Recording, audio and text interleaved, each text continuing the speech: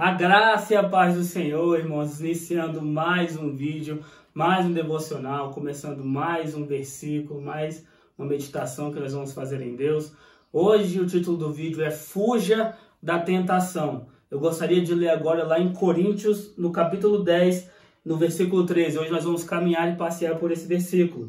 Diz assim: as tentações que vocês têm de enfrentar são as mesmas que os outros enfrentam, mas Deus cumpre a sua promessa e não deixará que vocês sofram tentações que vocês não têm forças para suportar. Quando uma tentação vier, Deus dará força a vocês para suportá-la e assim vocês poderão sair dela. Irmãos, hoje nós vamos falar sobre tentação. Nunca veio uma tentação sobre nós, filhos de Deus, que nós não possamos suportar. Sempre Deus ele nos dá escape, sempre Deus ele nos dá uma chance para suportar. Sabe, muitas pessoas elas confundem a tentação com o pecado. A tentação é uma coisa e o pecado é outra. O que é a tentação, Johnny? Olha, quando eu estava na época da faculdade, para quem não sabe, eu fiz faculdade de Direito. Quando eu estava na época da faculdade, uma menina me entregou um convite para ir para uma festa. Ela me entregou um convite e falou assim: olha, vai na minha festa. Era uma festa muito tarde e mesmo eu já maior de idade, era muito ruim, né? Porque eu não tinha veículo, não tinha automóvel, eu ainda não tenho.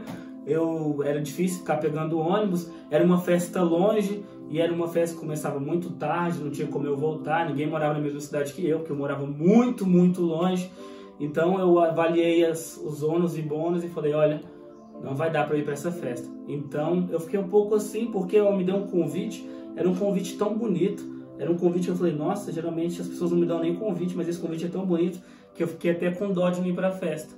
Mas aí eu não fui para a festa. Falei: olha, fulano de tal, não deu para ir para sua festa, mas muito obrigado por ter me convidado. O convite estava lindo e eu desejo para você os parabéns, que você comemore com seus amigos. E não deu para ir para a festa, infelizmente. Eu queria muito, mas quando você não tem carro, mora longe, fica mais difícil para fazer as coisas. Enfim, e aí eu não fui para a festa, mas eu recebi o convite. O pecado, ele é a festa e o convite é a tentação. Como assim? Porque eu recebi o convite dessa minha amiga, eu era obrigado a ir para a festa? Por que você recebe um convite, você é obrigado a ir para a festa?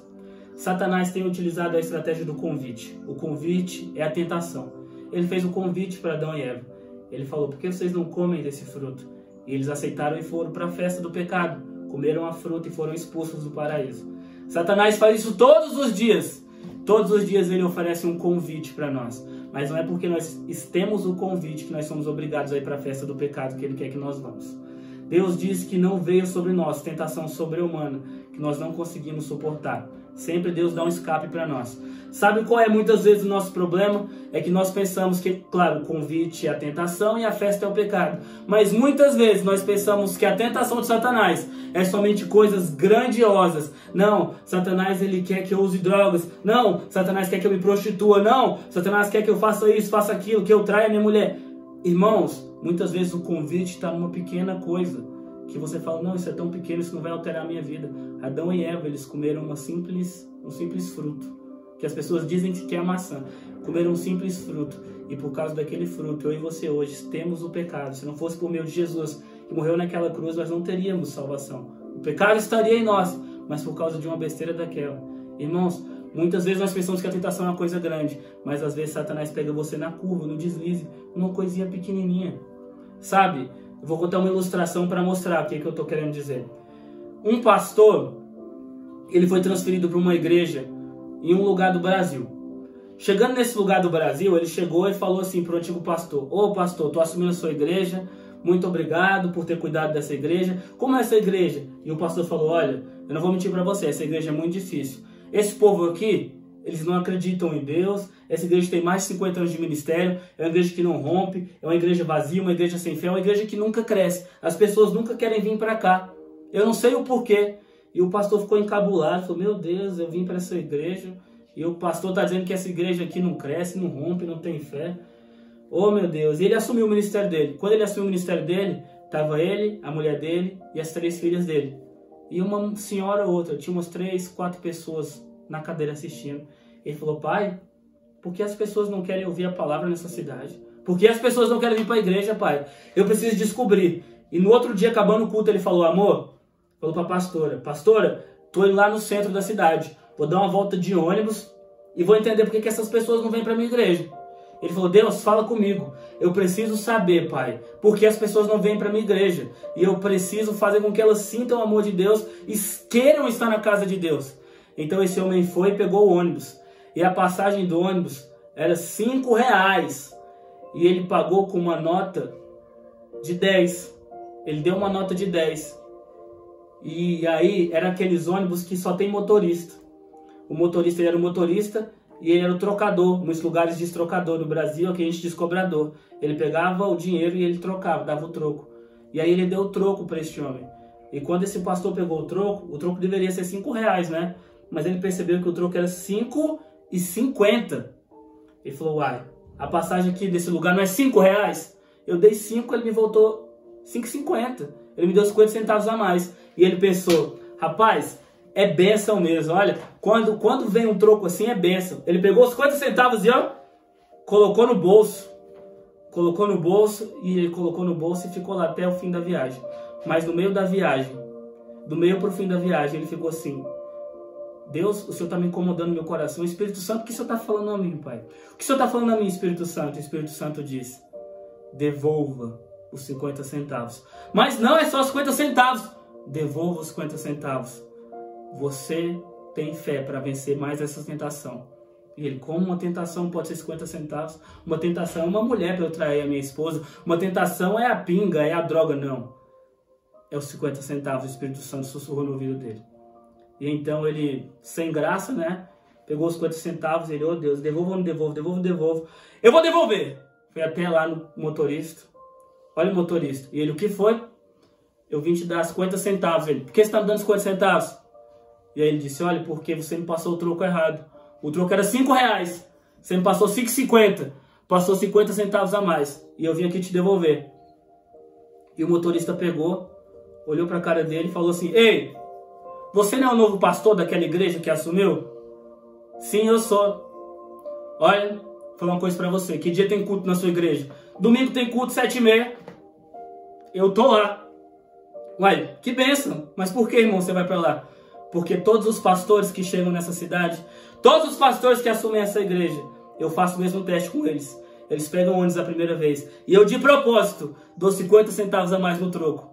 E a maioria deles nunca me devolveu. E eu penso, eles não conseguem nem devolver 50 centavos, como eles podem ensinar a verdade do reino de Deus. Então, a partir de agora, todo passageiro que entra aqui, eu vou dizer, vai na igreja daquele pastor. Porque aquele pastor realmente é um homem de Deus. E a igreja dele se encheu.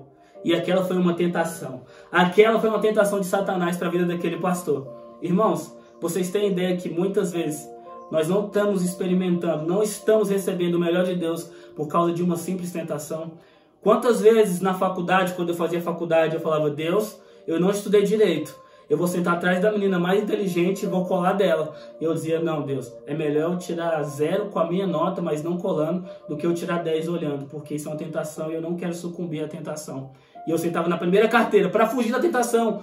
A palavra de Deus diz, fuja da aparência do mal. Mas parece que hoje os cristãos querem ficar dialogando com a tentação. Quando você dialoga com a tentação, você sempre vai perder. Se não dialoga com o pecado, se não dialoga com a tentação, você foge, vai para bem longe. Irmãos, quantas vezes, por causa de 50 centavos, por causa de pequenas coisas, não temos perdido as nossas bênçãos? Irmãos, a tentação é uma coisa séria. Não receba o convite de Satanás. Sabe aquela pequena coisa, sabe aquela pequena mentira no seu trabalho, sabe aquele pequeno troco que você pega mais, sabe aquela mentirinha que você conta, sabe aquilo que você faz escondido? É aquilo, é aquele pequeno que está te impedindo de servir a Deus e receber. Porque quem estabeleceu a diferença de pecadinho e pecadão não foi Deus, fomos nós. Então eu gostaria que você fechasse os olhos agora e você vá lembrando das situações em que você passou por igual esse homem, que por causa de 50 centavos, por causa de uma pequena coisa, você caiu na tentação de Satanás. Senhor, meu Deus e meu Pai, poderoso Deus, eu te peço para que cada pessoa agora, Pai, está ativando a sua memória e lembrando, Pai, de cada pequena tentação que Satanás colocou na vida dela, de cada pequeno convite, Pai, que Satanás colocou sobre ela.